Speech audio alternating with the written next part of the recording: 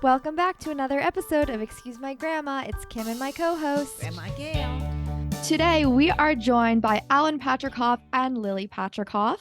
Alan Patricof is one of the pioneers of the venture capital and private equity industries, an early investor in companies. I think you've probably heard of these: Apple, Venmo, AOL, The Real.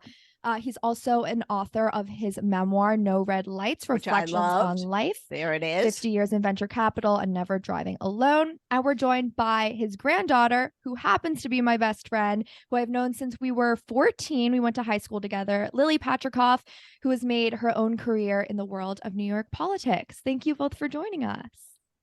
Good. Thanks for promoting the book. Of course. I'm excited to get into it. I hope all your listeners will go out and buy it on Amazon or wherever. So we start by asking all of our guests their age, relationship status. I'm 26. I live in New York City in Tribeca. I am 88 and a widower. My wife passed away 2 years ago, actually next week. And I am whatever you want to describe a widower. All right. You're out there and you can drive. So that makes you very desirable. Mr. Patricof, you're a cool grandpa. Like, you ran the marathon at 88, went to Burning Man. We've gone out together, all of us, to Stephen's Chalk House out in the Hamptons. And Lily never bats an eye. She's always like, my grandpa's coming. And she's so excited to all be together, which is so nice. What's more important is I can cut the line at the Stephen Chalk House. That was in the book. And just to complete your picture, I was in Zihuatanejo, Mexico over the holiday, and I went paragliding. So no way. We're sitting here scared to go out in the ocean because the men of war were out. I mean, what's our story? This is not We good. have no excuse. We don't have any excuse. How do you think, like, your varied interests and kind of being adventurous and doing those kind of things have connected you more with your grandchildren? Well, I think that since I am such an active person and so actively involved in so many different areas, I guess they find I'm relevant. I mean, I still can keep up with them and probably keep ahead of them walking or not so much running these days. And I'm involved in politics. I'm involved in entertainment. I'm involved in art, theater. So, as long as you're an active participant, which I am and intend to be until I pass away at 114, which is my objective, as I say in the book, I intend to keep actively involved in whatever's happening. Yeah. Grandma Gail, you say that all the time. Well, I have a similar feeling. I mean, firstly, we started this podcast during COVID, the two of us, and it changed my life. I had a different type of life. All of a sudden, I became a personality, an influencer, whatever you want to call it, and they recognized me in every airport. But it changed. It made me young, and I can understand what Alan is saying. I think the more you're involved with whatever activity it is, your mind is constantly expanding. And I think Lily would attest to the fact that her grandfather can probably speak on every topic with her and with the family. And it must make an interesting family dynamic over a weekend when you're out in the Hamptons. Yeah, what is dinner in the Patricof household? I want to hear if you have any conversation over politics or if it's just all family conversation. Lily and her sister and I have triple dated on one or two occasions. I love that. Well, I'm not doing that with you, Kim. Well, we've done double date. Oh, well. Oh, yeah. Well, yeah. Right, exactly. Lily, what do you think?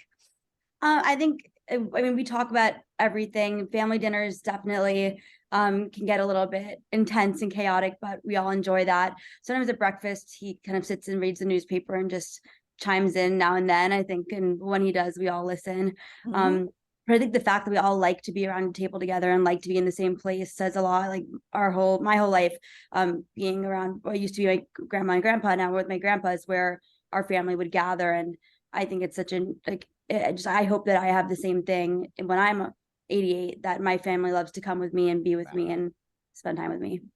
Yeah, it's a talent that Alan has done. He's created a family unit that all like to be together. I find that probably is one of your great contributions. Let's go to career a little Yeah, bit because we want to start with that. Alan, when did you first know that you wanted to go into finance as a career? I don't think I set out to go specifically into any particular career. Just like Lily didn't set out to go into politics. As a Greek and Latin classic scholar, I thought she'd do something different. I had no idea she'd end up in the political world, and maybe she's not going to end up there, but certainly at this stage. But my father was a stockbroker, so that probably had some influence. I always, growing up, followed the stock market, and being in New York, from New York, it just seemed like a logical place to go. When I started my career, I went to Ohio State. There weren't a lot of headhunters in Ohio State for anybody. I mean, I did actually consider or had an offer from Caterpillar Tractor, which would have put me into, I think, Moline, Illinois, which, if you can imagine me in Moline, or the National Bank of Detroit. Those were the places who recruited, and I just came back to the city and just started pounding the pavement to get a job. And Wall Street was a great place. You could walk from one end of Wall Street to the other and find hundreds of firms, and that's exactly what I did, and got a job. Right. And Mr. Patricof, in the book, you kind of talk about the importance of keeping relationships. I kind of want to hear from you and from Lily about why that's essential, regardless of the field that you're in. I think you bring up a very important point.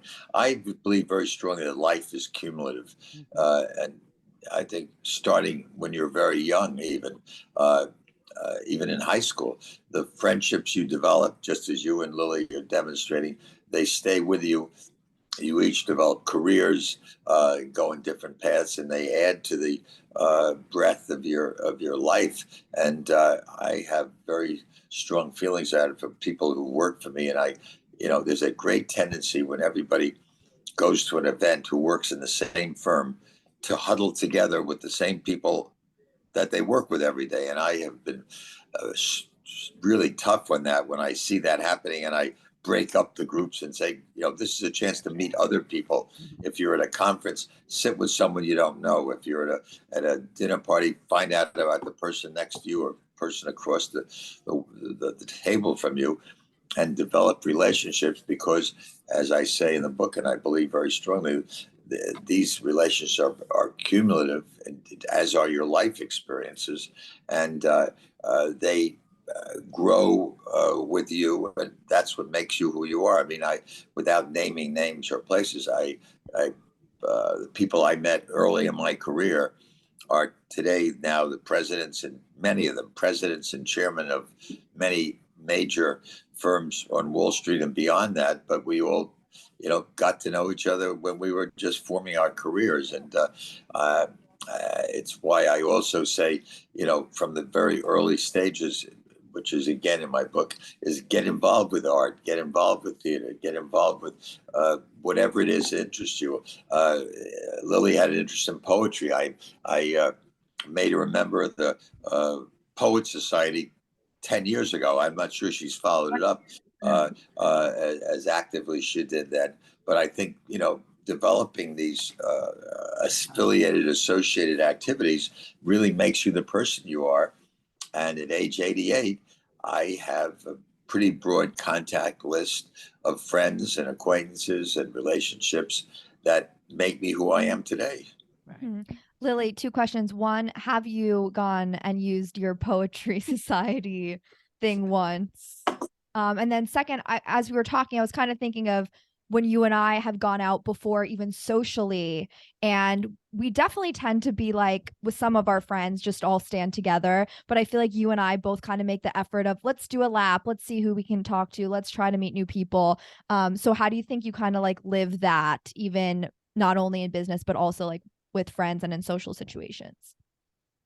Well, so in terms of the Poetry Society, I think you probably got that from me when I was maybe 11. And I definitely went with you at least once, but it probably has expired by now. But that was, I think, a great example of you showing and telling me and trying to convey to me that belief of yours at an early age, that it was important and worthwhile to pursue things outside of academics and just pure social life. And Kim, I think like you're so right. We do like, we love to be together, but I think you and I are people who love to try new things and do activities and meet new people.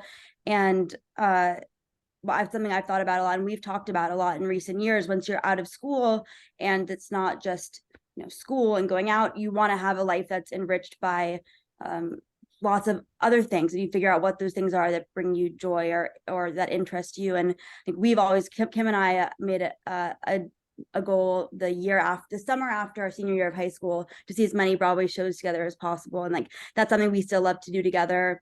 We've joined things, we've tried new things. And I think like we've made friends that way. Some of my best friends I've met through work. Like we've met great new friends through putting ourselves out there. And it's such a great thing, I think, especially when you're in your 20s and you don't have just class with people. You have to make an effort to meet new people, and finding common interests and things like that can just expand your world a lot. Mm-hmm. Let me throw something in here. I feel very, very strongly about I'm very sad about the fact that today people are working on Zoom, working remotely, and maybe spending no days or one day or a few days in the office. I believe very strongly that camaraderie, that interaction from being in an office every day and being exposed to potential mentors on a personal interaction basis cannot be replaced. And I am very disappointed that both Lily and her sister are not right at the moment able to experience that as much as I would love to see that happening, because I think that's how you learn from people who've been through it before on a very close interaction basis. Well, I was just going to say that I think, like, as someone who's now been able to work both remotely and in an office, I think it's definitely true. It's hard because there are so many benefits that are hard to take away from people once they've had from working remotely. But I was so fortunate to meet people who have become mentors of me from working in person, people who became friends, as I said, but also even working remotely. Like, it depends on the type of work, but it's not as easy. But if you make an effort, you can develop relationships. But I definitely hear what you're saying. And I think it's something that our society was still adapting to and figuring out how to move forward and what the workforce is going to look like. I was going to say that, one of the reasons that Kim and I do this podcast is Kim was a producer, as Lily knows, for a TV program, a streaming service, a news network. And when the office closed during COVID, she was working at home, and she found it very miserable after a while. I actually kind of disagree. I think that when I was in the office, it was so intense all the time. Yeah. You felt like you had to keep your head down, and I wasn't socializing as much. Whereas kind of now, if I have enough time to think about the connections that I do want to go after or ones that I do want to facilitate. Obviously, you have to kind of meet them on your own schedule and outside of an office. But I feel like I kind of make more of an effort now. But I think it depends on your field. But I think you need the mentoring of an older person in an office to really start a career. It's very difficult to start. I agree. Grandma and I agree. The problem is you don't know what you're missing. That's the problem. Yeah. You'll never know it because you're not experiencing it. So but let's leave it there. No, I agree with you though. I prefer the opportunity to. I mean, like, there's a reason that Kim, you stay in Palm Beach besides loving being there and being with your grandma. Like, when you guys record the podcast together, I'm sure that you get much more out of each other, and you are able to interact and bounce ideas off each other than being remote. So that's in a small scale, but it's basically nice. Being with her is my office. Yeah. Well, when I'm alone, my remote is when I'm in New York City and she's here, and I get less work done than when we're in person together. So I guess hounds me. So 24/7, I don't know where the camera's going or what she's going to say, but that's a particular kind of work. And I think it's changing back. Don't you think, Alan, that it's going back, that people are demanding people to come back to the office? Well, I just saw Disney announced, I think Monday this week, that they're going to require 4 days a week. I just had this conversation with Graycroft, the firm that I'm chairman emeritus of, just yesterday, in saying that you got to bite the bullet, and you can't have. I was in the Graycroft office yesterday, and yesterday was an unusual day. There were probably 6 people there, whereas 2 years ago, there would have been 15 or 20. And that interaction, that ability to go to lunch with the guy next door, to learn from the senior person in the firm. You say you worked at Cheddar. I'm not sure that the ability for you to work next door to John Steinberg and find out, how he got where he was, and give you some tips. You're just not going to have that opportunity. Invaluable. So let's leave it alone. But that's my personal belief. But the thing that's unfortunate, Kim, is that we've moved so far, and you said it, and Lily said it, you're in a way gotten spoiled, that your leisure time, your ability to, go out and do yoga for an hour during the day, the ability to go play pickleball, the ability to do constructive things, has just changed the momentum and interactions. And, let's just leave it there. Yeah. I'm not sure for the better, but okay.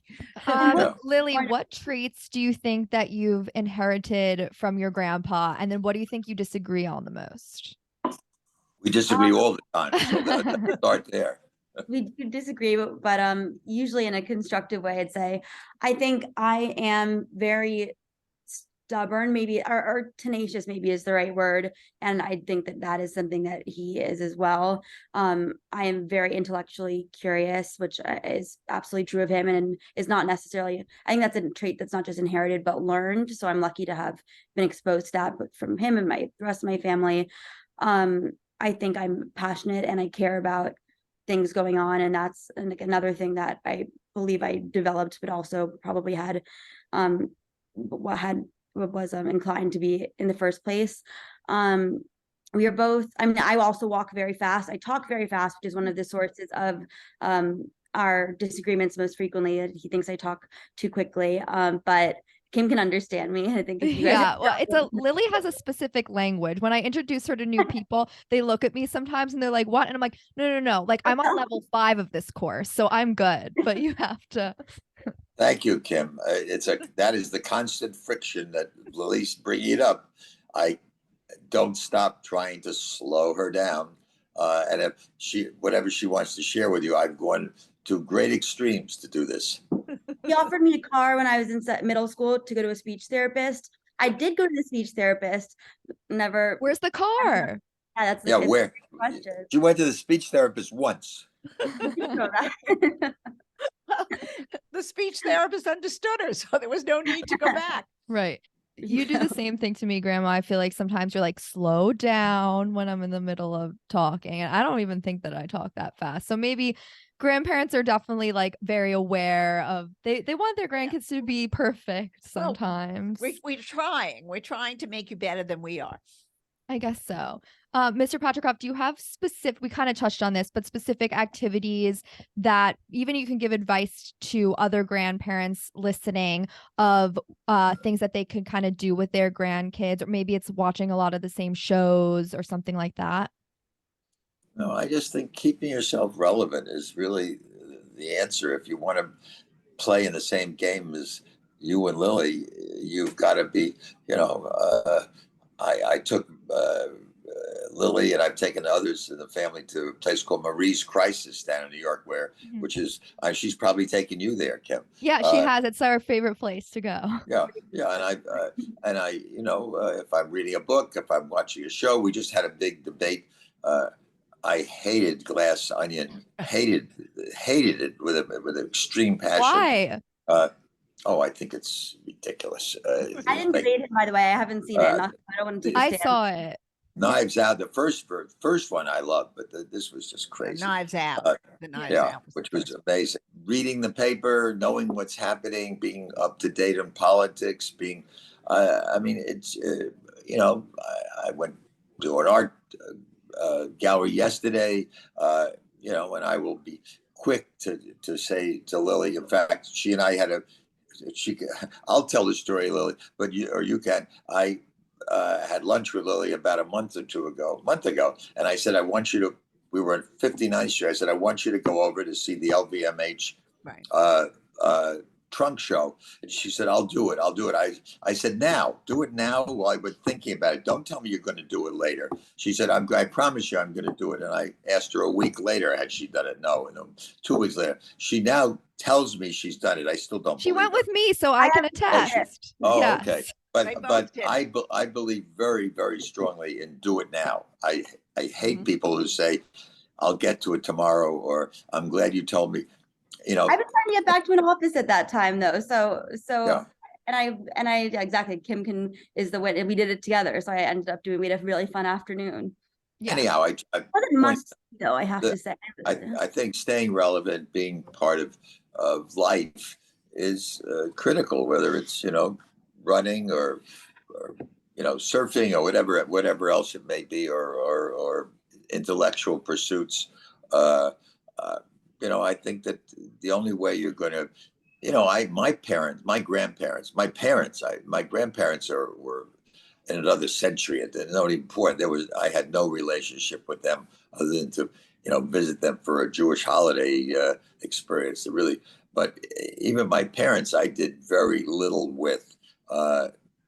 They just weren't, active participants. I have been active with my children and my grandchildren, and I hope, and I think they're very happy to have me go to anything with them and do anything with them, because See, I think that's generational, because I feel the same way. I mean, I think our parents and our grandparents were much more standoffish. And from our perspective, and I'm in the same generation as Alan is, we wanted families to stay together and understand and be together. And it was looking forward to spending more than just holidays together. We really like to spend every vacations and weekends together as family units. Yeah, And you had to do that by being relevant. That's what he's saying. You had to see what was going on with your generation, see what problems are really individual of today, which there are loads of problems. I think the dating today is certainly a different type of conversation than we would have had in the 50s and 60s and even the early 70s. So we have to understand, and which is my issue with Kim, where your perspective is on dating, on relationships, on friendships. You can't. I know you're desperate to get into this dating. Wait, I want to follow up on what you said though about being relevant. I think as someone who on the receiving end of the building of a grandparent-grandchild relationship, what I would say was the most important thing always is making yourself available. So whatever your restrictions are, some people don't live in the same state or country as their grandkids. Some people might not have the same physical capabilities. I think offering to spend time with your grandkids, calling them, texting them. Right. My whole life, my grandpa and grandma wanted to have me come and sleep over, wanted to do things with me. And for us, that was going to the ballet, going to shows, going to art galleries, but also going on trips together. But even now, if we're in the Hamptons and on the weekend, my grandpa will say, will you come on a bike ride with me? Will you go on a hike with me? Do you want to go to the beach this afternoon? And even when you're younger, maybe some grandkids won't always appreciate that. But I think knowing that your grandparent wants to spend time with you in whatever way that looks like you can find interests in common and things to do, and just having that, just trying to spend time and putting yourself out there to be with your grandkid, I think makes you someone that they become close to. 100%. It's such a two-way street. So I totally agree with And that. everybody always asks the same question. How did you get such a close relationship? It's not easy. You really work at it. I mean, you might enjoy, you have to work at it. 100%. I've worked from day one with my children and my grandchildren, and I would say I couldn't have a much better relationship than with my grandchildren than I have today. I mean, they are very comfortable in calling or doing things or going places with me. It's which I never would have had with my grandparents. Right. Never. Exactly. I mean, So you talk about dating. Yeah, let's talk a little bit about dating. I know the two of you are close and that you've had those discussions kind of before. Mr. Patricof, have you set Lily up on a date before? I think at least once, right? At least once. But like all younger people, they don't trust their. I went out with him. Please, yes. Give him a second saying, chance. The other guy, I don't want to shame anyone physically, but the second guy he tried to set me up with was around twice my age, Oh, less hair than anyone who was like a date that I've ever seen. And I don't understand your thinking there. But the first guy he set me up with, I got at least what he was going for.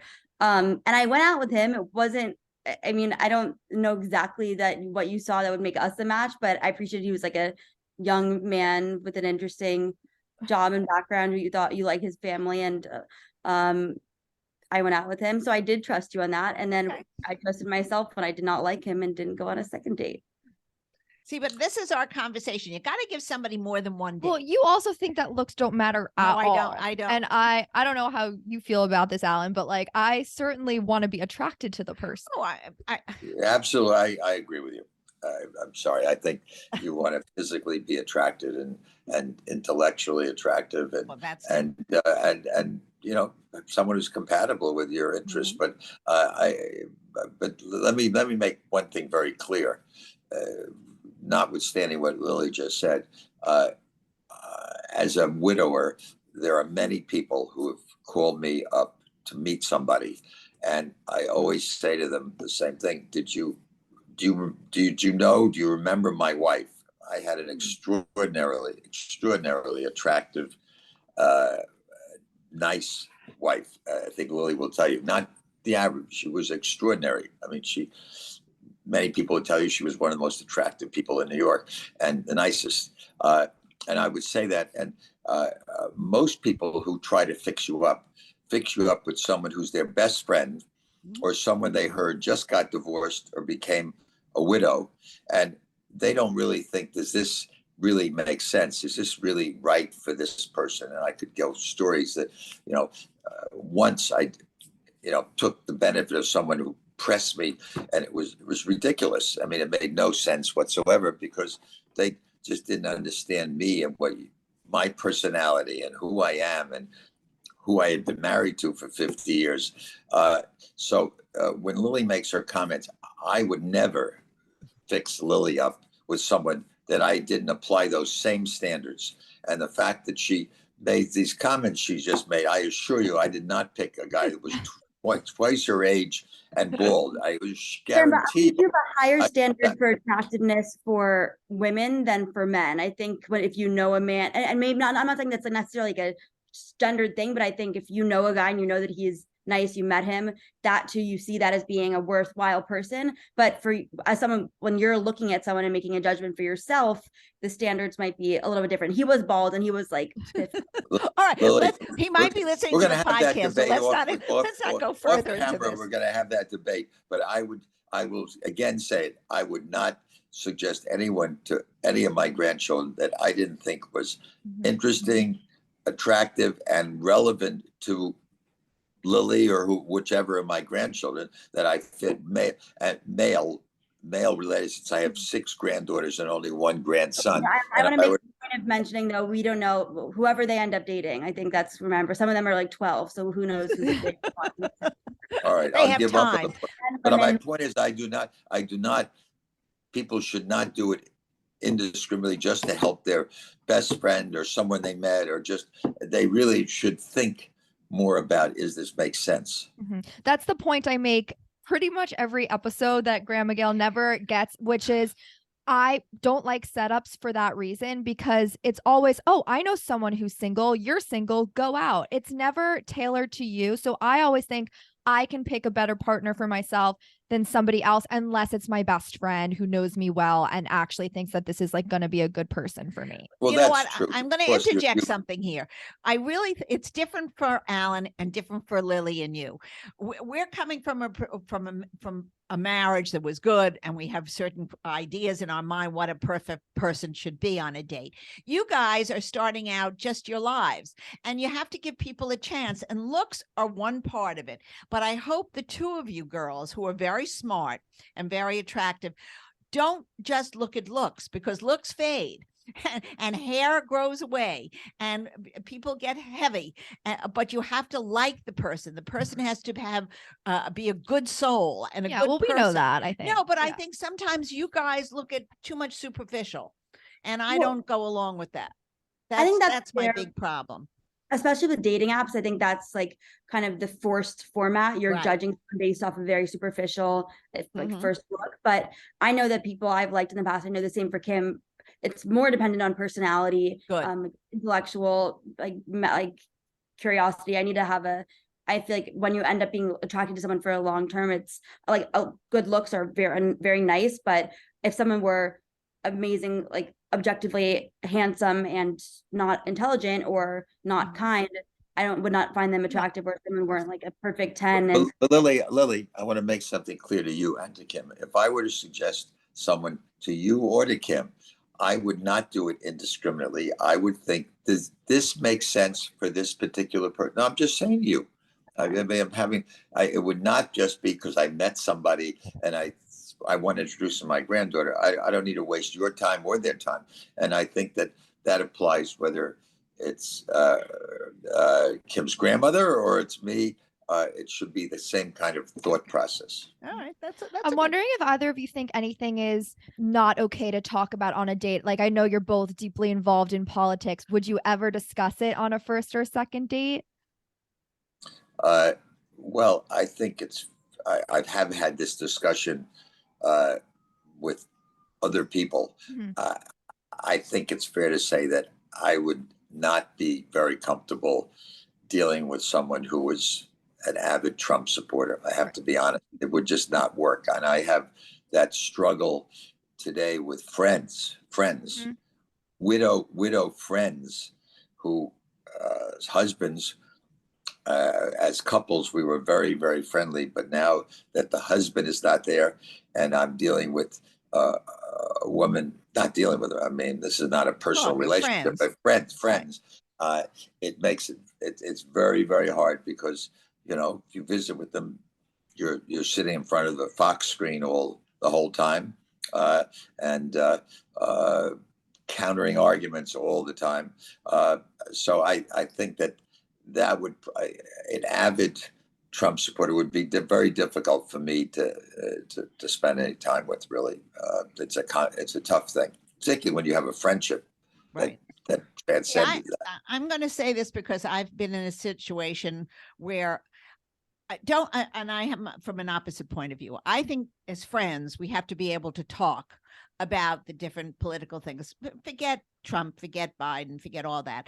We have to have a meeting of the minds. We can't break up a country into such polarization as we have now. Unfortunately, I remember things like this happening when I was young, and they were, it was anti-Nixon, it was anti-Kennedy, it was but never the hatred and the vitriolic speech that we have today, which I don't think is good. See, I think it's bad. I think I happen to agree. I think you're right. I will say that you're offering a more balanced viewpoint. Right, that's what I would hope.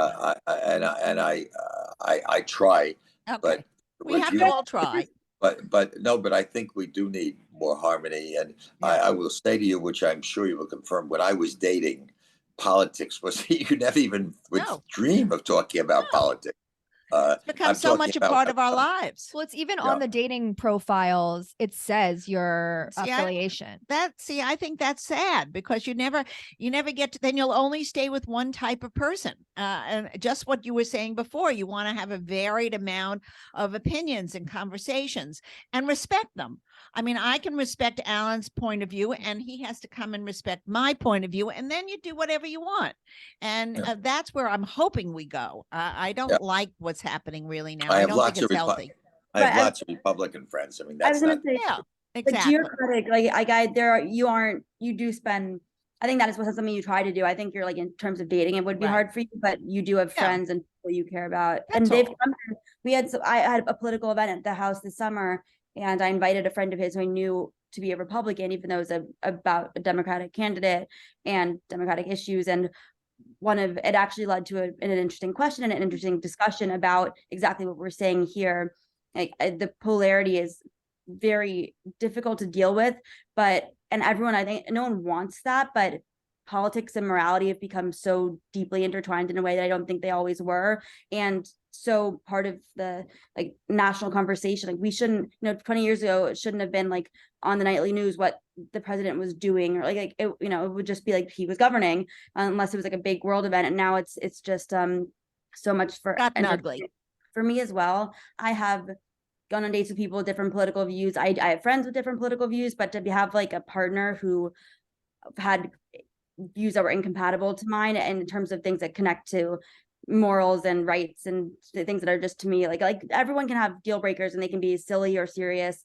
And I think for me, it would just be hard to see like building a life or being able to deal with, like, talk through issues when I know. No, I think what Lily's saying, I mean, if I were dating someone who was against abortion rights, who was a pro-gun, who carried a gun, and you can, I mean, those kind of issues, there would be no point. The rest of it would just, I mean, there was no place to go.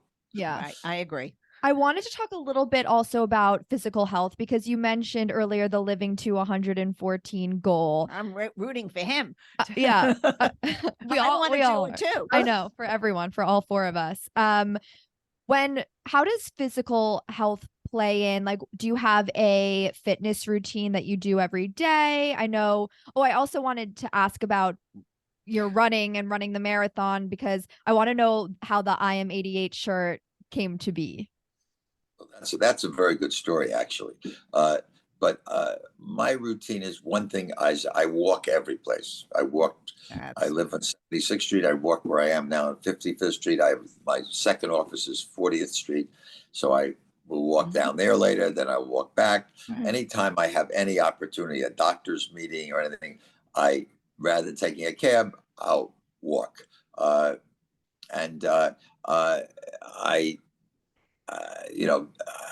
In preparation for doing this marathon, I did do training for 6 or 7 months or more out in the park every morning at 6 o'clock in the morning with a trainer.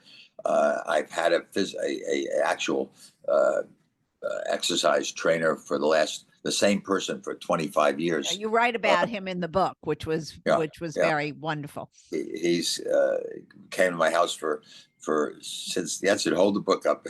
I wanted to hold the book up for people to see. It's a very pretty cover. I like it a lot. But the story of the marathon is actually a funny story. My son from California, Jamie, who's 47, came to East. He's a producer in Hollywood, but he came to give me moral support, and also, not safety, but just, 26 miles is a long way to go. He just wanted to go do it with me, even though he had not really done any training. And I offered, by the way, but there were no bib spots left. When you do it, you do it in corrals. There were 50,000 people there in corrals at 10,000 each. And when you start, I was in one of the corrals, and the runners, zoom off. And there are 20 to 30 or 40 people who were doing what I was doing, which is I didn't run the marathon. I walked and jogged it, mostly walking. It's like a 19-minute mile, so very brisk walking. Well, no, I was at a 17-20 mile until I had my problem. I should have done it in a 17-20 mile. Unfortunately, I had the problem at the 20th mile.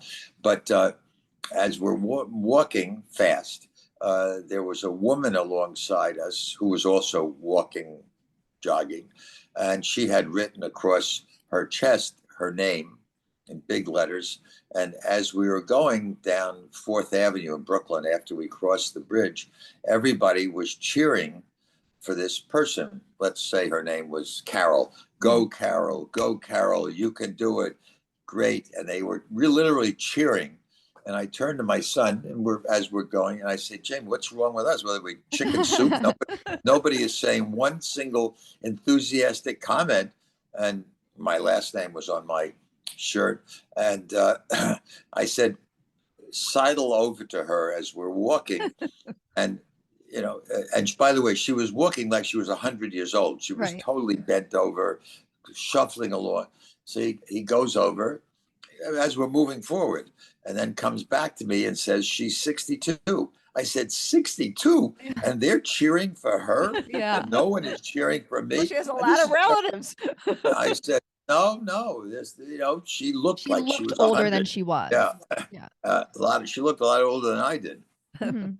So I said, let's call Christina, who was one of my daughter-in-law's sisters, who was going to meet us at mile 5, and tell her to bring a Sharpie Yeah. to the race. So she came at mile 5 with this Sharpie, and I stopped and I wrote across my chest, which you can see in any pictures, Mhm. I am 88. And after that, They were cheering. Carol, or whatever her name was, which I do know, no one even, they didn't even mention her.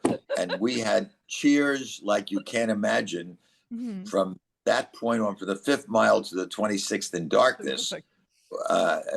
Everybody cheered us on, and the newspapers covered it. And Well, I heard it but on Squawk Box. Everybody congratulated you the next day. I was watching early in the morning and they were all talking about it. So for sure, you made us all proud. I'm very proud of having written that across, because if I hadn't written it, I think we would have been in oblivion. Yeah. Lily, what was that like going and seeing everyone cheering? I mean, it was amazing. I walked with my dad up to meet my grandpa and my uncle right after. So he had a problem with, I think, his hamstring or his calf based on an injury a while back, and had to sit for a bit. So we walked up to meet him at like 125th Street, and I was so proud. I mean, people were still. It was like it was getting dark, but he had a physical injury, but decided that he wanted to keep doing it, and we were all a little bit nervous because we had said, if you're doing this, you have to put your health first, and you knew that. It's not like we had to tell you that. Like, if you were feeling bad, you were going to stop, but you were absolutely sticking with it. We ran up and then walked with them for a while, and you were already on mile 21. We had just walked a bit to get to you, and the amount that we walked, I was exhausted. Just like, and what a long day that is too. It's just incredible, and seeing people at the finish line just going crazy, and there's like the announcement. I mean, the New York Marathon is like fantastic, and he did not stop. He was smiling and talking and like going at it. You weren't like Kate, Carol, even at and until we were done, and then we got out the big like leg massagers and Chinese food and things like that. But I was extremely proud and impressed, because I think that is such an accomplishment and achievement no matter what age you are. So I think that it was just amazing. I was the oldest finisher this year. Really? Yeah. Oh, all right. Amazing. That's amazing. Yeah. So at this stage in their life, in your 80s, a lot of people are retired. I have a feeling you're not retiring. He's never retiring. Your most recent. I started my 3rd business Yeah. 2 years ago, so it's too early to retire. I just started a new firm. Right. Exactly. I wanted to ask about Primetime Partners. I didn't know that aging is like $1 trillion sector. What type of companies are you like looking into for this new venture? Yeah, well, I got into this because I knew a woman. We both served on the board of a company called Thrive Global, which is Ariana Huffington's company. So we got to know each other. And actually, through one of my other sons, one of Lily's uncles, who one day said to me, Abby Levy, whose her name is, who he had gone to business school with, is also interested in the same area of the aging society and the dynamic growth aspects, but she's about to do something, and all you're doing is talking about it. And he put together a breakfast, and about 2 or 3 weeks later, we decided to start a firm together, Primetime Partners, which I gave the name to, because I think it's a perfect name, because we're in our prime time. And it's focused on investing in anything that deals with we did say over 60. I'd say today probably the postmenopausal generation, over 50, whether it's products, services, caregiving, support, preventing loneliness, recreation, anything that will serve older people, which is the fastest growing part of society. by 2030, there'll be more people over 60 than there will be under 18. Wow. And yet everybody is focused for investing in the millennials in bike delivery companies and dog walking companies. And we try, and we have succeeded to a great deal becoming thought leaders, and whether it's at conferences or on television. We get a lot of media exposure to talk about this part of the society that needs more attention, and for investment and commercial reasons, as well as social impact. Right. Totally agree. I mean, that's kind of what we're trying to do here as well on a really, really lower scale. But yeah, to give light to a lot of the things that your experiences and what you're going through, and kind of bridging the generation gap a little bit. So I want to end the episode with a game that we play with all of our guests. It's called Grandma Gail's Old Fashioned Dating Quiz. And then you'll both give your answers, and we'll deem whether you're more of a traditional dater or more of a modern dater. I reserve the right to say no comment. Exactly. Good. You. But his number one piece of advice for me constantly, which is why I do worry about is always make sure you say thank you after a date. I always say thank you. I will always say thank you. You don't No, need that's not exactly what I said. No, I tell you what I've learned. No, what I've said I've learned. I am giving a tip.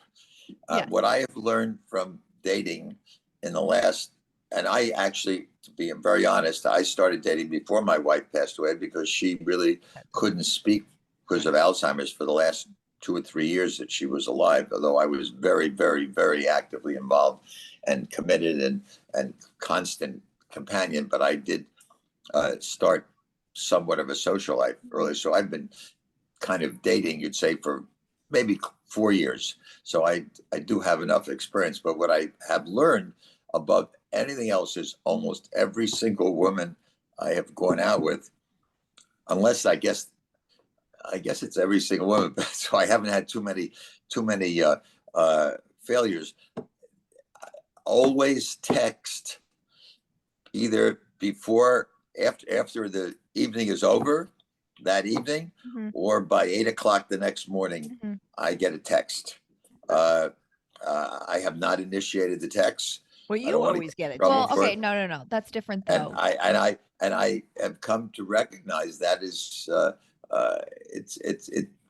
certainly it's encouraging to say, from someone saying I had a great time, or looking forward to the next time, or thanks for a great evening, or dinner was terrific, or something that makes you feel good. In a way, is so interesting, because it's suggestive about saying call me again. Right, exactly. So it doesn't say call me again. It doesn't say call me again, though. Yeah. But it leaves you on a good note. But that actually is the exact opposite that I've experienced as a 26-year-old dating. I always feel like I'm not going to text thank you or anything. I said thank you in person. And then the guy texts me if they want to see me again. Right. So I've never texted one single person. Wow. And I'll tell you something else. I have a very, very good friend who's married, but we've been friends since he was single and I was married. And he's ridiculous. He said, I follow the 6-hour texting rule. I said, what is that? He said, I don't respond to a text for at least 6 hours. I said, that's the most unnatural behavior. You respond if you're in the mood to respond. There shouldn't be. Married and then single again. What?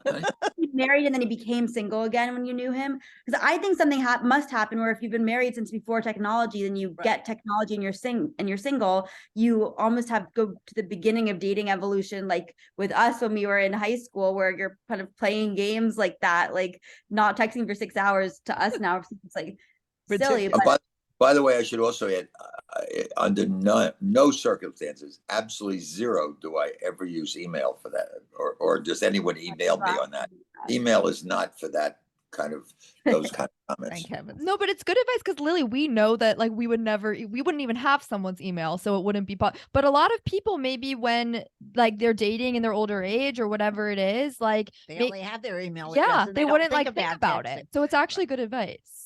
All right. Okay. I'm going to do I'm going to have other things to do today. Quick round of our game. Would you rather receive a call or a text message from someone you're dating, if it's just to say hi? How many dates? First or second date? personally, probably a text, because a call would make me nervous. Like, oh, is there something serious they're calling about? But if then I pick up and it's a call and they're just saying hi, it's okay. Right. I'm going to give you a more inclusive answer. When I was growing up, and when your grandmother was growing up, it was 100% phone. There wasn't. There was no text. Yeah, but it would have been very unusual to call up someone and say, "I had a great time," or "Thank you for something," a male or female. It just didn't happen. Not in the same conversation of like right after dates anymore. Just like if you have gone on a few dates with someone and they're calling or texting you to say hi. Yeah. So I'm saying that would not. There was. You would only have called to say if you want to have a date. Exactly. Are you free Saturday night? Yeah. Nothing else. But today, I would say almost exclusively and almost all interaction is text. Yeah. I avoid phoning. So he's very modern. Wait, this might be interesting. Okay. Yeah. Okay. Dating apps or setups, Lily? Oh, neither. I have an enormous. My problem is having too many. Right. As Lily would know, I'm triple booked every night of the week virtually. Not dated, not triple booked. This I is have so sad. I know. Why can't I get a date? But one of our arguments is, what are you doing tonight? Just sitting at home having a quiet night. Why aren't you going out? I'm going out.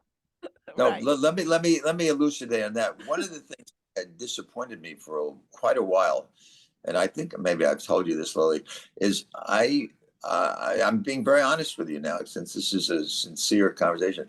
I've been disappointed that my family, sons and grandchildren, don't call me and say at Christmas or at Thanksgiving or whatever, Grandpa, what have you got for Thanksgiving? They never. In fact, not this year, but last year. I'm sorry, Lily, let me finish. Lily, talked for like half an hour. Lily, can I finish? Times. Lily, I want to finish my. Okay. Lily, let me finish my conversation. Not this year, but last year, I accepted a Thanksgiving lunch invitation from a friend because I said no one in my family has called. Lily, please, has called to ask me what am I doing for Thanksgiving, and and it really in the beginning used to bother me, and then what I've come to realize over the years is the truth of the fact is I am so busy, I am doing so much that they all assume. Not one of my children, for example, at Christmas said, "You want to come along with us for Christmas?" Not one, including your parents and your two uncles. They didn't even occur to them to say, Lily, can I please just finish? All right. They assume that I have plans and they know that I have a very active life. So it doesn't bother me anymore, but they're getting away. They're off the hook because I think it is very important that they do do that. In my case, I happen to have an unusual situation. Well, you better keep asking I'll me, answer Kim. the prompt. Yeah, I'll answer the prompt. But I will say, you make us sound. You had a routine every year where you'd go to your daughter-in-law's mother's house for Thanksgiving, and that was your routine. That's why you were always. We won't get into this. So maybe the moral of the story is always ask. Because that's right. That's it. Correct. Thank you. That's Kim. the moral of the exactly story. The point.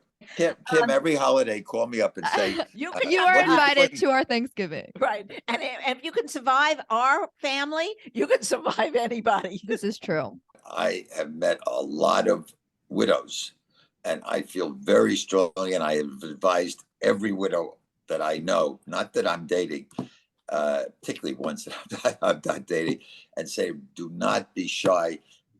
And don't sit around and wait because your husband passed away, or and wait a year or two of mourning. If you're an older person, there is a limit. Even though I'm going to live to 114, every moment is precious. You might not want to be dancing then. There's nothing wrong with going online. It's very, very effective. And I'm tired of hearing people saying there are terrible people online. I won't like. It's the best way. I wish it never existed when I was in the dating world. And I'm fortunate that I don't have to do it now. But let me tell you, if my life slowed down, I'd figure a way to go online too. But Yeah. I have a particular problem that I just have too much public visibility, and I just There are too something many I just people never waiting considered. online for you. Yeah, Lily, you have to get him on no, Raya. You know, Mr. no. Patricof, Raya is the one that. Are you kidding? My brother-in-law lives on Raya. Oh, Lives on really? Raya, and he taunts me. When we go out for dinner, he likes to show me all the women he's going out on Raya. No, Raya is not for me. That's but not. fair. Okay. Would you move in together before getting engaged or wait until you're like married to live together? Lily first. I would move in with someone before getting engaged. I think knowing how compatible, I think that's an important thing to do, to know whether you enjoy spending, having your home be together. Yeah, I agree with Lily. I mean, We're whatever all happens, agreeing with this now. whatever would Well, happen. we've come a long way, baby. Yeah, when I got married, my first wife, that was absolutely Taboo. not acceptable.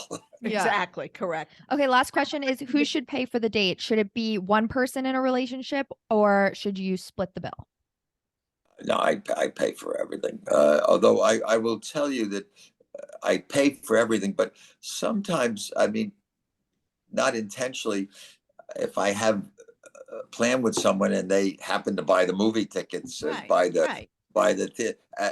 will insist on, and they won't accept it. But it's because it's because we've gone out enough times that they feel like, I'm not trying to save money, and it's just if we're really on some kind of more than just first date or something, it doesn't happen on a first date, I would say, for sure. But if it naturally fits, it's nothing terrible. I wrote this book, and the title of No Red Lights was everything we've been talking about. I live a life with no red lights. I try everything, and the book is about that, and telling people that they should try everything. And it really is focused on two audiences. That's why I accepted this podcast. It's a bifurcated objective. One is for young people of your age and Lily's age to say, taste life, do things that pass you by, that pass in front of you, and don't let them pass. I'm not making a big deal out of it, but like the LVMH, going to see it, instead of saying, I'll do it next week or next month, because invariably most people don't end up following and doing those things. So, if you have curiosity and you hear about something, you hear about a play, or you hear about a lecture, or you hear about an article, seize the moment, try everything. And then, so the book is all about the many things I've done in life, earlier and today, that make life interesting and make you a bigger person in your life. And the second audience is really for your grandmother and people my age. She's not my age, she's a lot younger, but is saying at age 60, life is not over. If you'll buy my argument, you're going to live to 114. At 60, you're just past the halfway mark. And what are you going to do with the rest of your life? So think about going back into the same business and doing it over again. You know much more than you did then. You have a bigger Rolodex. You have more experience.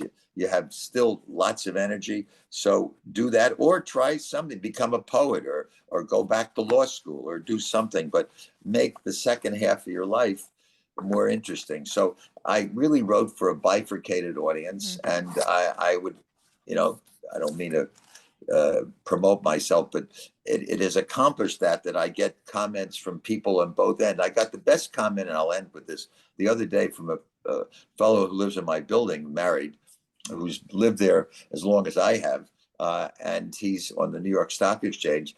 And I bumped into him in the lobby the other day, and he said, I loved your book, Alan. I just sent it to 20 people. He said, the only thing I have to complain about is, and by the way, he's 80. He said, I'm sorry I didn't read it 20 years ago. Right. And I said, he got it. I mean, the fact is, what he's saying is, I've spent the last 20 years sitting and watching a ticker tape. Television.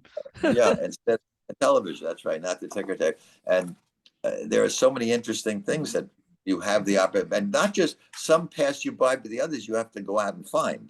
So that's my Very plug. inspirational. And I And I totally loved it. like for both of us. I for loved the book. sure. I Again, thought it was actually all the things that I really always thought about a successful person you wrote about in this book. And it's a success on many levels, not just on a business level. So it's just to make a person more interesting and more wonderful, and a family person. And your family's going to call you now for Thanksgiving. Don't worry about it. Yeah. Gail, both of you and Kim, I have not done any book tours, but I happen to be. This is not to promote it there, but just to Right. tell the two of you, and Lily can take care of it. I am actually going on the 3rd of February, and I'm going to something called the Kuder Institute, and I'm speaking about the book on Friday the 3rd, and then I'm going to Del Rey on that Monday. And Mr. Patricof, just remind people where they can get the book. Amazon. Well, I wish I could say go to your local bookstore, but Right. unfortunately, Amazon or Barnes and Noble or Walmart, it's online. Amazing. Great. Thank you both. Listen, and then, by the way, it's on Audible also.